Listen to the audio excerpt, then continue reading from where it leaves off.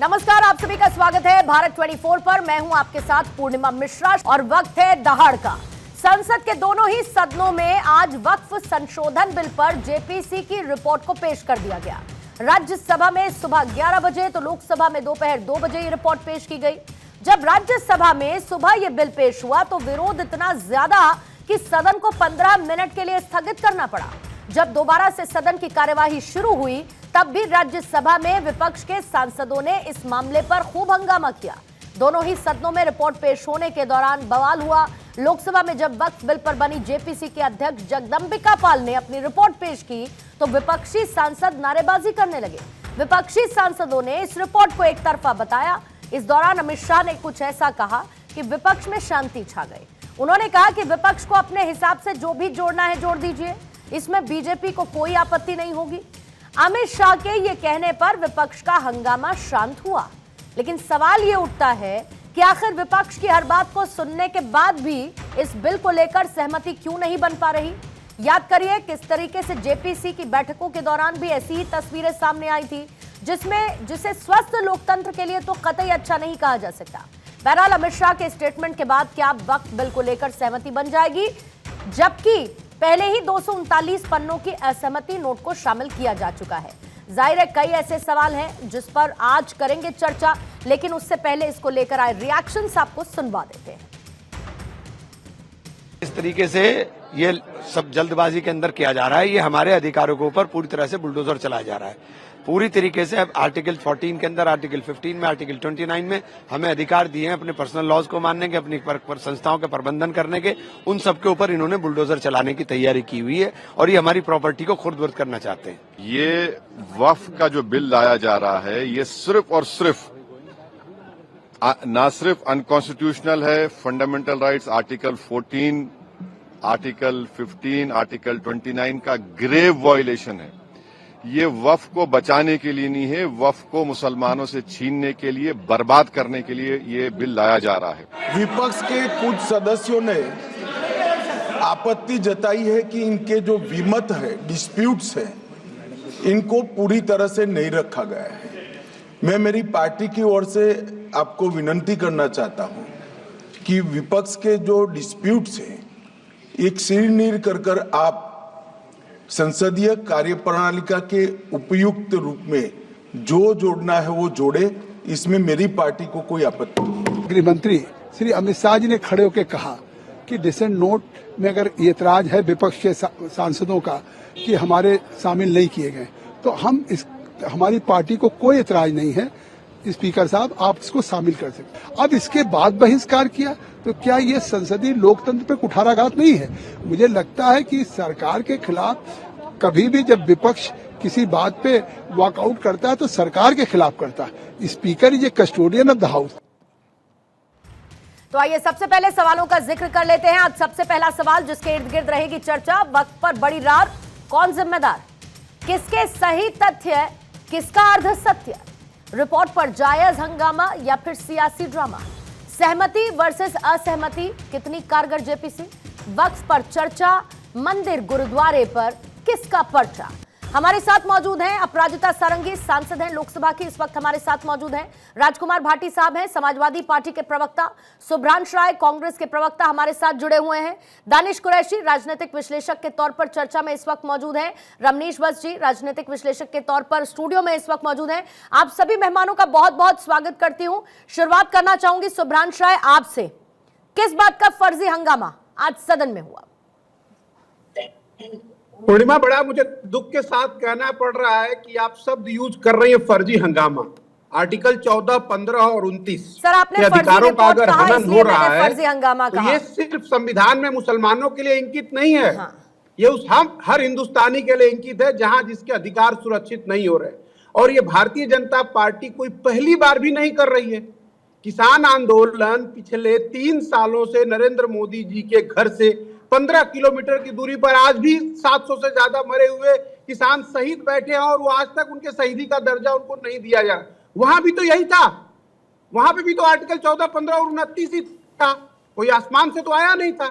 आखिर जो इस हिंदुस्तान के निवासी हैं उनके पास उनका मूल अधिकार तो सुरक्षित रहना चाहिए। और जगदम्बिका पाल जी कह रहे थे, अमित शाह ने बड़ा सुंदर कहा, जो आप इसमें आप जोड़ना चाहें, जो घटाना चाहें कर लीजिए।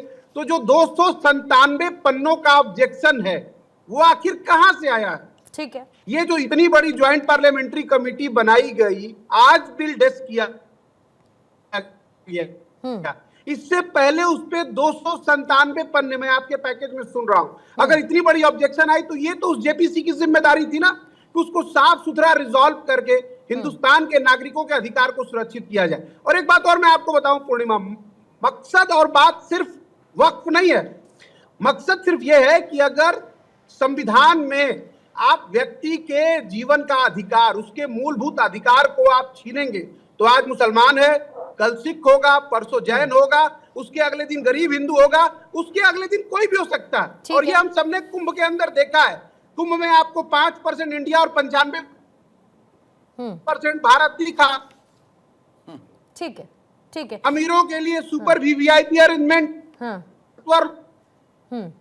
ठीक है, मतलब लबो लबाब आपका कि मुसलमानों के खिलाफ है, उनके अधिकारों का ये हनन है और कहीं ना कहीं उनके खिलाफ एक तरीके का प्रोपेगेंडा चलाया जा रहा है। अपराजिता सारंगी, क्यों ये जो आपत्तियां थी जेपीसी रिपोर्ट में, इनको हटाया गया, जो विपक्ष इस वक्त आरोप लगा रहा है? दूसरा, मुसलमानों के खिलाफ है क्या ये पूरा का पूरा संशोधन बिल? असंवैधानिक है, मुसलमानों के अल्पसंख्यकों के खिलाफ है। अगर ये विपक्ष कह रहा है तो मैम इतनी जेपीसी की मीटिंग्स हो गई, आपने जेपीसी के पास इस बिल को भेज दिया, आपत्तियां सब कुछ इंक्लूड कर ली गई, उसके बावजूद विपक्ष कन्विंस क्यों नहीं है कि आप लोग एक बेहतर कदम की तरफ बढ़ने की कोशिश कर रहे हैं? आप सबको मेरा नमस्कार। नमस्कार। मैं बता दूं कि मैं जेपीसी की सदस्य थी और 22 अगस्त 2024 जेपीसी की पहली मीटिंग हुई और उसके बाद लगातार मीटिंग्स हुई, 38 मीटिंग हुए। मैं आपको बताना चाहूँगी कि करीबन 284 संस्थाओं के साथ हम सब ने बातचीत की, विभिन्न राज्यों का दौरा किया और उन राज्यों में जाकर हम लोगों ने संस्थाओं और व्यक्तियों से बातचीत की। 118 घंटे से अधिक हम लोगों ने इस 44 सरकार के प्रस्तावों पर तर्क वितर्क किया। और मैं बहुत ही विनम्रता के साथ इस बात को कहना चाहती हूँ कि जेपीसी के अध्यक्ष श्री जगदम्बिका पाल जी ने हर एक सदस्य के मत को सम्मान दिया, सबको सुना और उसके बाद जो शुरुआत में जो रिपोर्ट तैयार की गई थी वो करीबन 655 पेज की रिपोर्ट थी और उस रिपोर्ट को फिर से अडॉप्ट किया गया और फिर स्पीकर साहब को दिया गया। और आज आपने सुना जब हंगामा हुआ तो लोकसभा में मैं मौजूद थी, राज्यसभा में भी हंगामा हुआ। तो ये जो हंगामा करते हैं वो इसलिए करते हैं कि अखबार की सुर्खियों में बने रहना है, एक दूसरा विकास के कार्यों में बाधा डालते हैं। और तीसरी बात मैं कह दूं कि सरकार का लक्ष्य या सरकार की मंशा को ठीक ढंग से समझना नहीं चाहते हैं। सरकार की मंशा है कि ये जो 8-8.5 लाख वक्फ प्रॉपर्टीज पूरे देश में हैं, इसके प्रबंधन में पारदर्शिता आए, ठीक है, सुचारू तरीके से इसका प्रबंधन हो, जो मुत्तवली हैं, जो केयर टेकर हैं हर एक वक्फ प्रॉपर्टी के, उन्हें अधिक उनकी आमदनी बढ़े। और मैं आपको बताना चाहूंगी कि जितने भी वक्फ प्रॉपर्टीज हैं ये मिनिस्ट्री ऑफ माइनॉरिटी अफेयर्स के पोर्टल पर भी चढ़े। तो पारदर्शिता के लिए, सुचारू ढंग से चलने के लिए, आमदनी बढ़ाने के लिए ये जो 1995 का प्रिंसिपल एक्ट था, इसमें 44 तरह के अमेंडमेंट्स आए, ऐसा सरकार ने कहा। और उसके बाद 6 महीने तक हम लोगों ने इस पर काम किया है। और आज आदरणीय अमित शाह जी ने बहुत ही स्पष्ट तरीके से कहा भी कि आपको जो अगर है, आप जोड़ किसी भी सदस्य को कुछ कहना है, बिल्कुल, और इसमें विरोध जोड़ना है, करना जो भी है, आपकी तो आपत्ति जोड़ उनको दें, include। डिसेंट नोट और आ जाएंगे। ठीक है मैम। सुब्रांश जी आती हूँ मैं आपके पास, आती हूँ सुब्रांश जी, थोड़ा सा बस समय दीजिएगा। राजकुमार भाटी साहब आपके पास जल्दी से आते हुए, किस बात का विरोध हो रहा है फिर से? आती हूँ सर, आती हूँ, एक प्रतिक्रिया बस मुझे लेने दीजिए। भाटी साहब, किस बात का फिर ये विरोध हो रहा है? क्यों समाजवादी पार्टी ये कह रही है कि ये ध्यान भटकाने की एक कोशिश है, जब एक पूरा लंबा प्रोसेस, इतने सुझाव, इतने लोगों की बातचीत, विपक्ष का जेपीसी में मौजूद रहना, उनसे चर्चा, उनकी आपत्तियों को शामिल किया गया है, असहमतियों को शामिल किया गया है, ये बात सरकार भी कह रही है, फिर सर किस बात का विरोध है? नहीं, जो अमित शाह जी का बयान है उसे आप ठीक से अगर आपने सुना हो तो वो कह रहे हैं कि कोई बात छूट गई है तो आप दे दीजिए, हम शामिल कर लेंगे। विपक्ष की आपत्ति ये थी कि जो जेपीसी में विपक्ष के ने जो असहमतियां दर्ज कराई थी, जो डिसेंट नोट था, वो शामिल नहीं किया गया रिपोर्ट में, जो संसद के अंदर रिपोर्ट पेश की गई है। अब ये बात तो आपको क्लियर करनी पड़ेगी कि विपक्ष झूठ बोल रहा है या सरकार झूठ बोल रही है। दूसरी बात जो अमित शाह जी कह रहे हैं कि आप जो भी देंगे हम इसमें रिपोर्ट में शामिल कर लेंगे, वो बिल्कुल ऐसा लगता है गांव में एक कहावत है कि पंचों की बात सिर माथे पे लेकिन परनाला वहीं गिरेगा। मतलब आप शामिल तो कर लेंगे लेकिन आगे बिल हम अपनी मर्जी से ही पास करेंगे। देखिए, ये जो आप सवाल मुझसे पूछ रही हैं कि क्यों आपत्ति है, ये तो सरकार को अपने गिरेबान में झांकना चाहिए कि इस देश के अल्पसंख्यक समुदाय को सरकार के ऊपर भरोसा क्यों नहीं है, विपक्ष क्यों आपत्ति कर रहा है, कुछ तो कारण होंगे।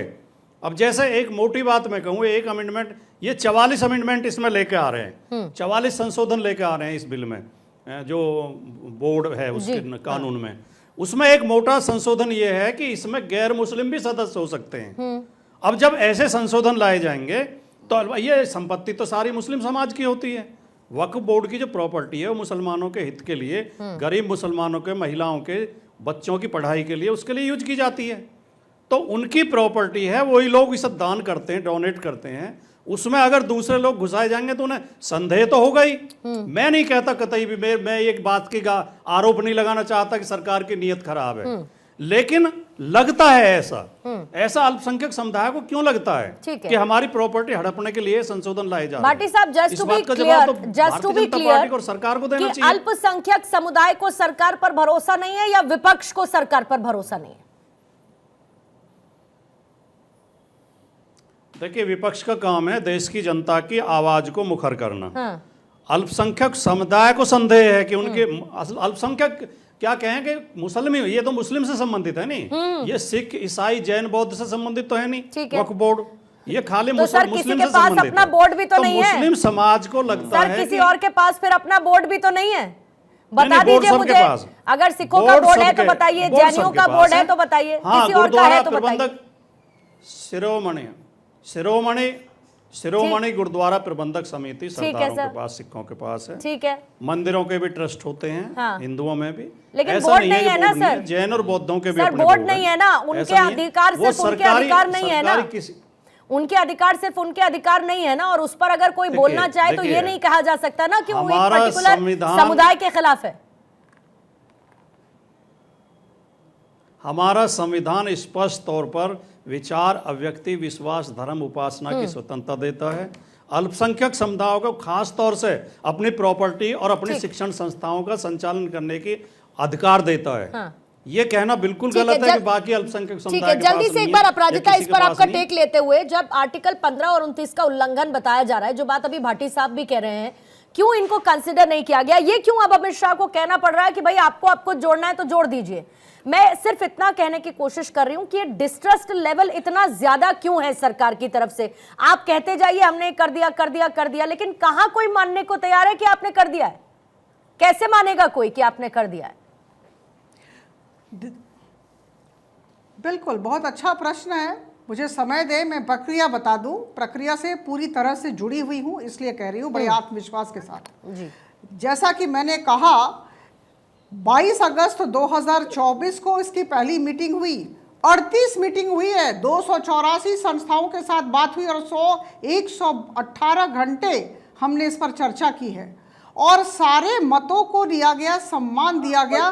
44 संशोधन जो सरकार लाई थी, हर एक संशोधन पर वाद विवाद हुए हैं और डिसेंट नोट्स भी लिए गए हैं और वॉल्यूमिनस जितने स्टेक होल्डर्स थे उनके सारे उनकी जो साथ जो मीटिंग्स हुई उसकी प्रोसीडिंग, जिसे हम मिनट्स भी कहते हैं, 2755 पेजेस के मिनट्स बनाए गए हैं। आप बताइए, बहुत ही मेटिकुलस एक्सरसाइज हुआ है, जिसे हम अंग्रेजी में कहते हैं।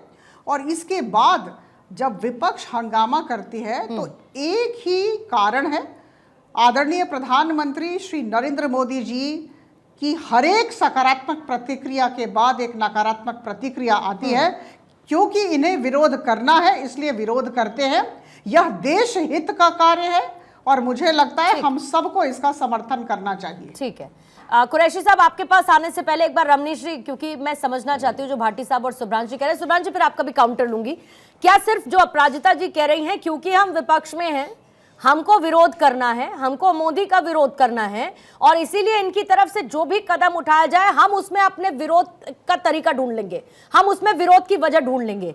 या फिर जो बातें विपक्ष कह रहा है उसमें कुछ तो तथ्य है? दावा तो शिवसेना के सांसद अरविंद सावंत भी कर रहे हैं, कह रहे हैं कि जो मेरा डिसेंट नोट था उसको हटा दिया गया। ओवैसी साहब भी कह रहे हैं। मुझे लगता है बहुत सारे सवालात आज खास करके जो मल्लिकार्जुन खड़गे, खास करके आप देखिए कि राज्यसभा के एलओपी हैं वो, और राज्यसभा के नेता होने के बाद मुझे नहीं लगता कि सबसे पहले मल्लिकार्जुन खड़गे का जो बयान था, आज का जो बयान, वो वाकई में अभद्र, मैं कह सकता हूँ उसको अशोभनीय और अमर्यादित है। मुझे नहीं लगता कि लोकतांत्रिक भाषा का प्रयोग किया गया मल्लिकार्जुन खड़गे द्वारा।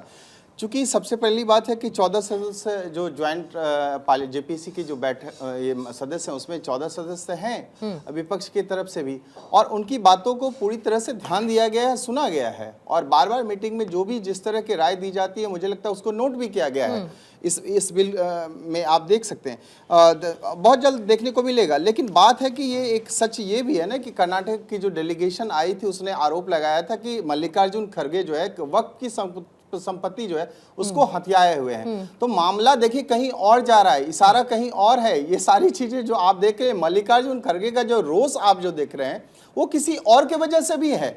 इन्हें किसी का मतलब नहीं है। ये कोई भी अपने आप को कितना भी रहनुमा ये पेश करने की कोशिश करे, ये कोई रहनुमा नहीं है। आज यदि जेपीसी की आप देखिए जो बिल बनाया गया है, खास करके वक्फ बिल, ये संशोधन इसलिए किया गया है ताकि जो अगाध संपत्ति जो एक मात्र विशेष वर्ग को दिया गया है, सेना और ये कहते हैं रेलवे और सेना के बाद जो वक्फ की संपत्ति है, मैं पूछना चाहता हूं 1.2 लाख करोड़ की जो संपत्ति है, क्या इसमें वाकई में मुसलमानों को लाभ मिल रहा है? क्या नहीं मिलता है। जो वहां पे बैठे हुए हैं सिर्फ मठाधीश के रूप में वक्फ बोर्ड में जो बैठे हैं, सिर्फ उन्हीं को लाभ मिलता है। तो मुझे लगता है संशोधन करने का एक ये भी प्रावधान हो सकता है सरकार की तरफ से। फिर बात है कि देखिए जो जिस तरह के 1995 में खास करके देखा जाए, 2005 में, 2013 में और 2014 में शुरुआत में आते ही मनमोहन सिंह सरकार ने जो 123 क्रीमी संपत्ति जो वक्फ बोर्ड को दे दी थी, तो वो क्या लगता है अनुच्छेद 14 का उल्लंघन नहीं था उसमें? मतलब आप ये कह रहे हैं, आप कह रहे हैं कि निजी स्वार्थ है इनके? नहीं, इसमें स्वार्थ साधने का एक ही प्रयास है कि बस ये दिखाना चाहते हैं कि मुसलमानों के सबसे बड़े पैरवीकार यदि देश में कोई है तो कांग्रेस पार्टी और समाजवादी पार्टी है, इसके अलावा कोई है ही नहीं। ठीक है। लेकिन आप जब बात करते हैं समानता की, आप देखिए 85% आबादी हिंदुओं की, क्या आपको नहीं लगता उसके साथ उनके कहते कुठाराघात किया जाता है उनके साथ? आप बताइए कौन सनातन बोर्ड? मुझे लगता है कि आज सनातन बोर्ड की आवश्यकता है देश को, और मुझे लगता है सनातन बोर्ड के अलावा क्रिश्चियन का भी एक बोर्ड होना चाहिए। ठीक है, वो अलग मुद्दा है। मैं मानता हूं सबका एक बोर्ड होना चाहिए। उसके लिए मांग उठाने वाले अपनी मांग उठा रहे हैं, कह रहे हैं सनातन बोर्ड बनाइए। नहीं वो तो नहीं। मैं पूर्णिमा जी एक सवाल पूछना चाहता हूँ। जल्दी से दानिश जी के पास जाना है, सुब्रांश जी को काउंटर है। बस 30 सेकंड। एक सवाल उठाया गया था असदुद्दीन ओवैसी की तरफ से, जो हिटलर शाही की जा रही है मुसलमानों के लिए। ये हिटलर शाही की जाती तो मुझे लगता है वक्त की जितनी संपत्ति थी सरकारी संपत्ति घोषित ले ली जाती। ठीक है, जल्दी से कुरैशी साहब चाहिए मुझे लगता है। कुरैशी साहब, सारा का सारा वोट बैंक का मामला है क्या सर? टू बी प्रिसाइज, और मैं बहुत क्लियर कह रही हूँ, ये इसीलिए सारी की सारी लड़ाई हो रही है। और इस बात से क्या आपको भी खौफ नहीं होती कि एक लगातार नैरेटिव सेट किया जाता है मुसलमानों का विरोध, मुसलमानों का विरोध? अरे सर, देश में सब अच्छे से रहते हैं, सब मिलकर रहते हैं, कहां दिक्कत है? क्यों इतना मुसलमानों के लिए एक नैरेटिव बिल्टअप किया जा रहा है कि आपके विरोध में सरकार काम कर रही है? देखिए, मैं आपसे एक बात कहूँ, दरअसल पूर्णिमा जी आज तो बात है वक्फ बोर्ड और जेपीसी के ऊपर, तो शायद मैं उससे बात करूंगा। बाकी नैरेटिव की और भारतीय जनता पार्टी की या वर्तमान सरकार में बैठी भारतीय जनता पार्टी की नीतियों की बात करेंगे तो आपके पास नंबर ऑफ स्टेटमेंट मिल जाएंगे, खुद मोदी साहब के भी मिल जाएंगे कि किसके गले से मंगलसूत्र छीनने की बात करते हैं। तो खैर वो तो आप भूल जाइए। रह गई बात कि वक्फ बोर्ड के बात हुई है कि वक्फ बोर्ड जब सबसे पहली बार अमेंडमेंट जब लाया गया तो अमेंडमेंट को लेके हंगामा हुआ। जेपीसी तो बाद में आ रही है, पहले सुन लीजिए। सबसे पहले हंगामा तब हुआ जब अमेंडमेंट लाने की बात, अमेंडमेंट लाने की बात आई तो अमेंडमेंट में याद रखिएगा, मैं ये फिर से दोहरा रहा हूं, इस देश के अंदर में भारतीय जनता पार्टी पर रत्ती भर भी मुसलमान भरोसा नहीं करता, इसीलिए राजनीतिक तौर पर वोट नहीं देता। ठीक है, देश के प्रधानमंत्री है वो उनका सम्मान है, कोई प्रदेश का मुख्यमंत्री है वो उनका सम्मान है अपनी जगह। लेकिन दूसरे नंबर की बात कि वो हंगामा मचने के बाद ज्वाइंट पार्लियामेंट्री कमेटी बनाई गई। इसका मतलब ये था कि पहले दिन से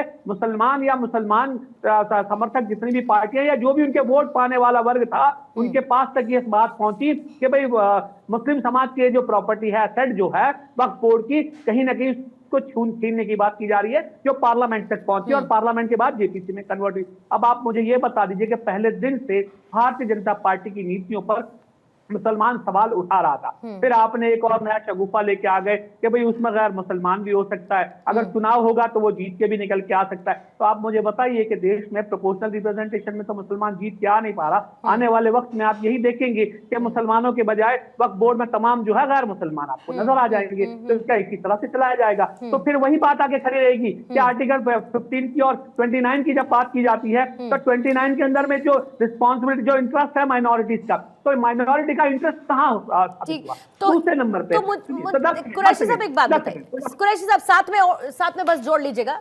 कुरैशी साहब फिर ये बताइए कि अगर प्रोपोर्शनल रिप्रेजेंटेशन की आप बात करते हैं तो फिर आप पूछते क्यों नहीं बाकी तमाम पार्टी से भी कि मुस्लिम कैंडिडेट्स को कितना चुनावों के समय ये लोग आगे करते हैं? और मैं सबकी बात कर रही हूँ सर, मैं सबकी बात कर रही हूँ। जब चुनाव में कैंडिडेट के तौर पर उतारने की बात आती है तो सब मुसलमानों को पीछे छोड़ देते हैं, लेकिन मुसलमानों का वोट सबको चाहिए सर, एक पार्टी को तो आपने कह दिया देते नहीं। बाकी दो की लड़ाई इसी बात की है कि मुसलमानों का वोट हमको मिले।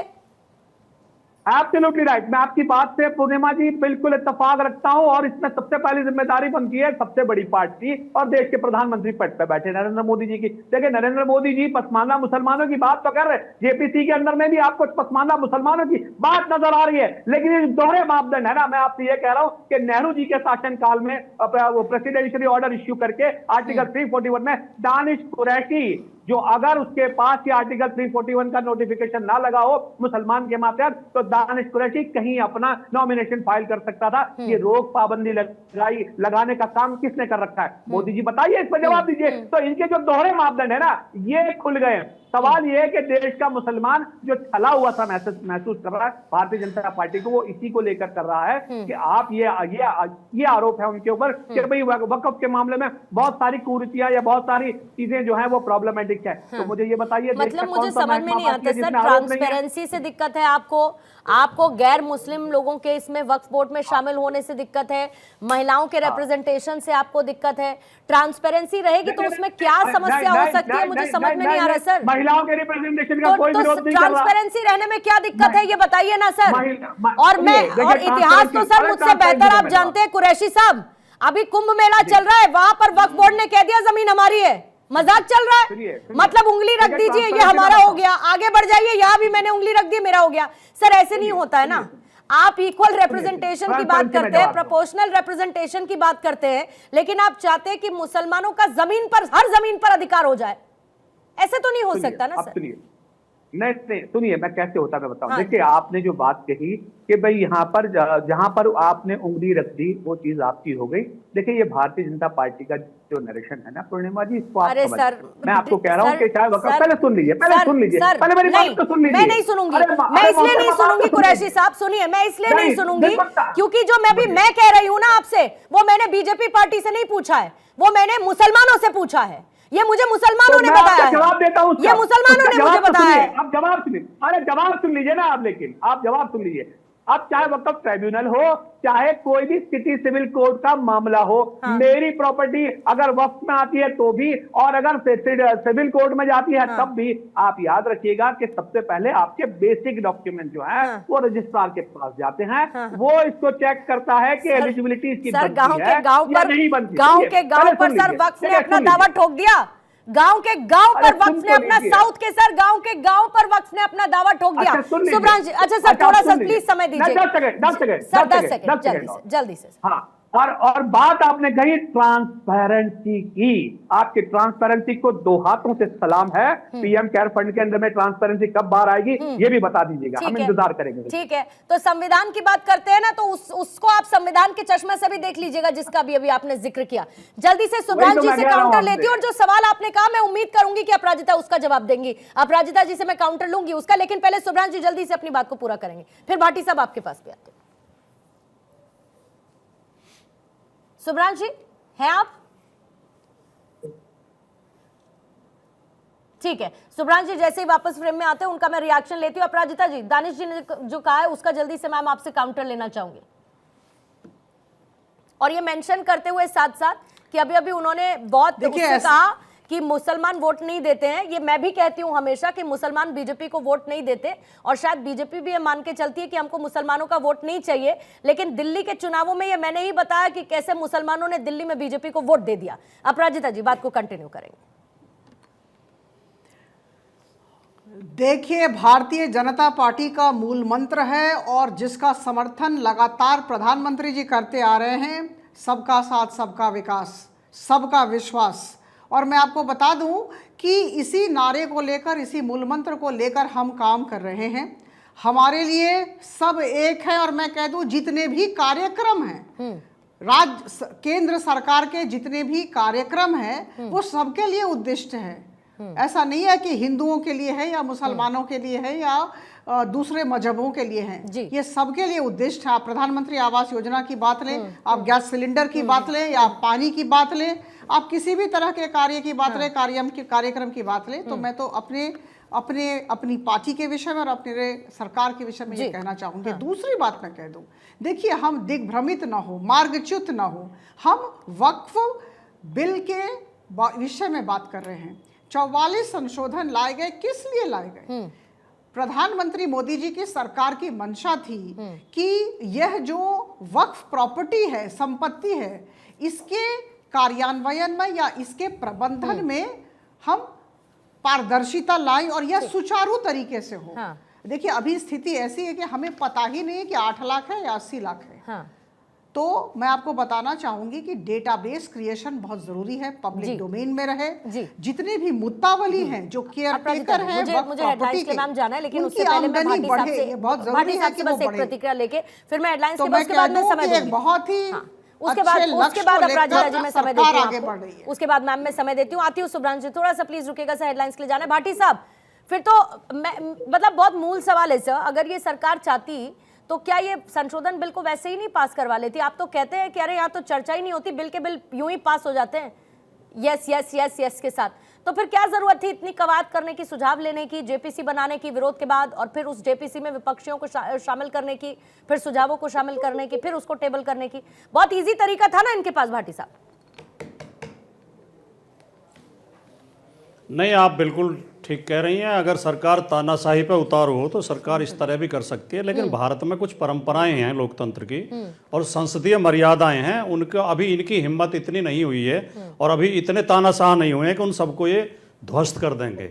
ये संसदीय परंपरा है कि जब विपक्ष ऐतराज करता है तो बिल जेपीसी में भेज दिए जाते हैं। लेकिन पूर्णिमा जी, आपने एक बहुत महत्वपूर्ण सवाल उठाया कि पार्टियां मुसलमानों की बात तो करती हैं लेकिन उन्हें टिकट नहीं देती हैं। जहां तक मेरी अल्प जानकारी है, एक भारतीय जनता पार्टी को छोड़कर और कोई पार्टी ऐसी नहीं है इस देश में जो मुसलमानों को टिकट न देती हो। कुछ कम देती हैं, कुछ ज्यादा देती हैं, चाहे कोई 1 दे चाहे कोई 10 दे, लेकिन भारतीय जनता पार्टी ऐसी पार्टी जरूर है कि जो कहीं भी किसी मुसलमान को टिकट नहीं देती है। अपवाद स्वरूप एक आध पहले इन्होंने दिए थे।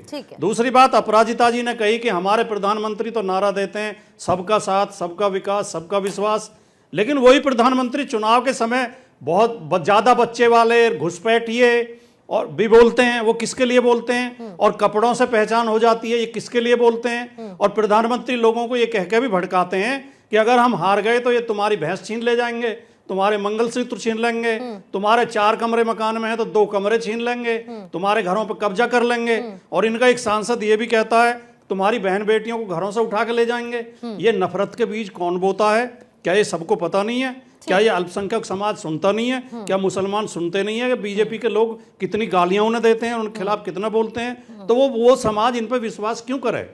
अगर विश्वास इन्हें हासिल करना है तो इन्हें अपनी नीतियां बदलनी होंगी, इन्हें नफरत की राजनीति छोड़नी पड़ेगी, इन्हें भाईचारे की बात करनी होगी। इसका जवाब मैं अपराजिता जी से लेने से कहना कुछ है, कथनी कुछ है और करनी कुछ है। ठीक है सर, सुभ्रांशु जी अपनी बात को पूरा कर लीजिए, फिर अपराजिता जी आपके पास आती हूँ।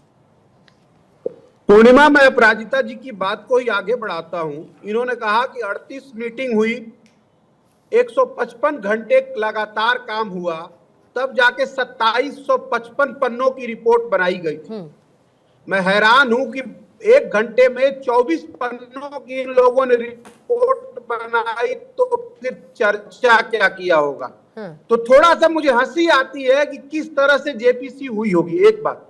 दूसरा, आपका एक और सुंदर सा सवाल था कि हिंदू सनातन बोर्ड क्यों नहीं बना।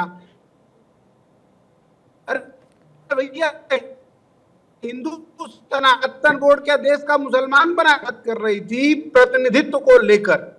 जहां तक पूर्णिमा मुझे जानकारी है या जो मैं देख पाता हूं, इस देश की आबादी लगभग 140 करोड़ के आसपास है। 15% आबादी का प्रतिनिधित्व मुसलमान भी करते हैं। नरेंद्र मोदी जी कहते तो जरूर है सबका साथ सबका विकास, लेकिन क्या है आपने NDA 2 या 3 में आपने कोई भी मुसलमान मिनिस्टर देखा है?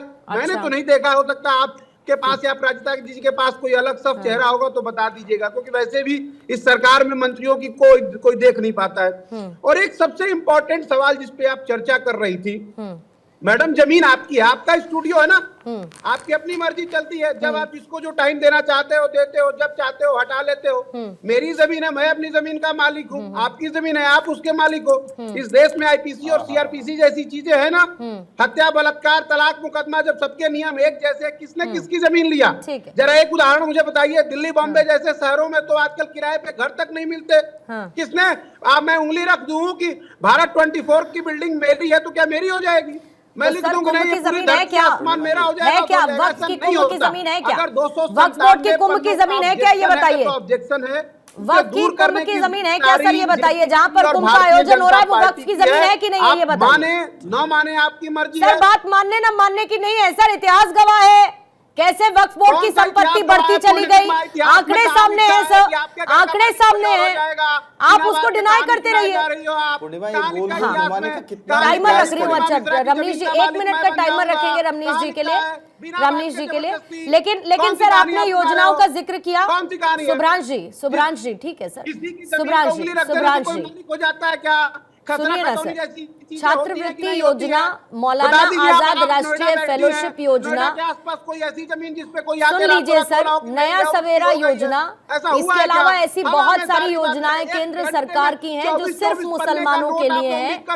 थोड़ा सा उसकी भी स्टडी सुभ्रांश जी कर लीजिए। 1 मिनट रखेंगे, बोलिएगा रमनीश। मेरा कहने का तात्पर्य है कि गोल गोल घुमाने का कितना भी प्रयास करें, ये वाकई में फिर से आएंगे मुस्लिम तुष्टीकरण के लिए ही। देखिए, अभी इन्होंने कहा कि मुसलमानों का सबसे बड़ा, वाकई में सबसे बड़ा रहनुमा यदि है तो कांग्रेस पार्टी है। लेकिन मैं इनको याद दिलाना चाहता हूँ, यही इस तरह की भ्रांतियां 2014 में भी पैदा करने की कोशिश की। जैसे ही मोदी सरकार आएंगे मुसलमानों को भगा दिया जाएगा, मुसलमानों के सारे हक छीन लिए जाएंगे। फिर अभी राजकुमार भाटी जी ने कहा कि मुसलमान नहीं चाहते हैं। राजकुमार भाटी जी ने एक सवाल उठाया, राजकुमार भाटी जी ने सवाल उठाया कि मुसलमानों को टिकट भारतीय जनता पार्टी नहीं देती है।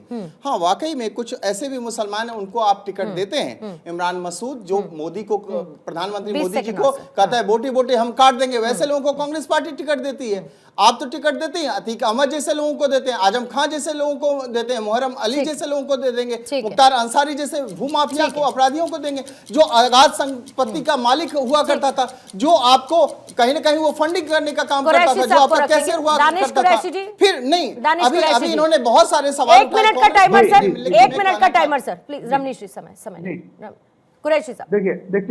देखिए मैं आपको बताऊं, दरअसल बहुत सारी बातें रमनीश जी कर रहे हैं कि भाई ये आरोपी है, वो आरोपी है, वो आरोपी है। और भारतीय जनता पार्टी की हमारी जो सांसद हैं पैनल में, वो ये कह रही है कि हम सबका साथ सबका विकास। देखिए, इस देश में भारतीय जनता पार्टी पूर्णिमा की एकमात्र ऐसी पार्टी है जिसने, एकमात्र राजनीतिक पार्टी है जिसने मुसलमानों की मस्जिद बाबरी मस्जिद को ढाने का जन आंदोलन चलाया, जिसके सारथी खुद नरेंद्र मोदी थे। तो सवाल यह है कि नरेंद्र मोदी जी या उनके समर्थक जो भी है पैनल में, वो ये कहे कि उसने ये कह दिया, उसने वो कह दिया। उन्होंने तो सिर्फ बोटी बोटी कही, लेकिन 1992 के अंदर में कितने मुसलमान और कितने हिंदू शहीद हुए उस दंगे में, उसका जिम्मेदार कौन है बताइए। तो जवाब पूछिए ना सर, पहले संशोधन के बारे में पूछिए ना। 54 में जो पहला संशोधन हुआ था किसने किया था, पूछिए ना। 95 2013 में संशोधन हुआ था, किसने किया था, पूछिए ना।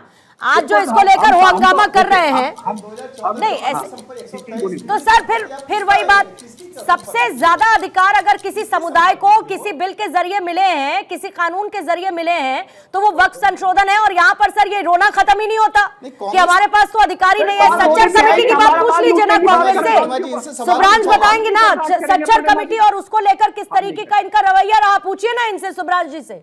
आज इनको बड़ी तकलीफ है। 9 लाख एकड़ जमीन कहां से आ गई भाई, ठीक है, कहां से आई आखिर ये? कांग्रेस कार्यालय से, कांग्रेस पार्टी से रखेंगे, कांग्रेस पार्टी के घर से आई थी क्या? रखेंगे सुब्रांश जी, फिर अपराजिता जी आपसे। सर समय थोड़ा सा मेरे पास नहीं है, जल्दी से सुब्रांश जी। बस चले पूर्णिमा जी, बस चले, सूरज और चांद। रमनीश जी समय नहीं है, प्लीज रमनीश जी समय नहीं। सुब्रांश जी नहीं यार, सुनिए मेरी बात, ये बिल्कुल आप सही कह रहे हैं कि जमीन कहां से आई है। तो जहां तक मैं जानता हूं कि जमीन हमारे आप में से किसी के घर से भी नहीं गई हुई है ना। आप मुझे अपनी जमीन दोगे ना, सर सच्चर कमेटी में क्या कहा था बताइए ना। सच्चर कमेटी में क्या कहा था आप लोगों ने कि पारदर्शिता होनी चाहिए या नहीं होनी चाहिए? लॉजिक प्रैक्टिकल सर कहा था कि नहीं कहा था? घंटे की आप लोगों ने मीटिंग करी, कहा था कि नहीं कहा था कि पारदर्शिता होनी चाहिए? क्या लिखा है 1 घंटे में पूर्णिमा क्या 24 पन्ना लिख लेंगी? सर पारदर्शिता चाहते थे, आप नहीं चाहते थे। सच्चर कमेटी में था कि नहीं था ये बताइए। वो मजाक बनाया। बाकी रही बात, एक बात आप समझिए, ये देश आपका है, जल्दी से अपराजिता जी, चलाने की अपराजिता जी क्लोजिंग कमेंट मैम 30 सेकंड में आपसे लेती हूँ, फिर उसके बाद खत्म करूंगी। छोटा सा प्रश्न है कि हम सिर्फ विरोध करेंगे, हम ये नहीं बताएंगे कि हम भी पारदर्शिता चाहते थे, ट्रांसपेरेंसी चाहते थे। देखिए, छोटा सा प्रश्न है, मेरी उत्सुकता है, मुसलमान बंधुओं से जानना चाहूंगी और विरोधी नेताओं से जानना चाहूंगी कि वक्फ संपत्ति का सुचारू तरीके से प्रबंधन हो, या ये चाहते हैं या नहीं चाहते हैं। देश में जितने भी कार्यक्रम है उसकी अच्छी परिचालना हो, ये चाहते हैं या नहीं चाहते हैं। हमें अच्छी परिचालना की जरूरत है, हमें सुशासन की जरूरत है, देश हित में कार्य करना है, और इसलिए इस वक्फ बिल को लोकसभा और राज्यसभा में पास करना होगा। ठीक है मैम, पॉइंट टेकन। मेरे पास समय नहीं है, थैंक यू सो मच। लेकिन कहीं ना कहीं एक कंसेंसस पर तो पहुंचना पड़ेगा। अपने निजी स्वार्थ, अपने निजी वोट बैंक को किनारे रखकर एक कंसेंसस पर तो पहुंचना पड़ेगा। जब हम बराबरी की बात करते हैं तो सही मायनों में बराबरी हर एक धर्म के लिए होनी चाहिए।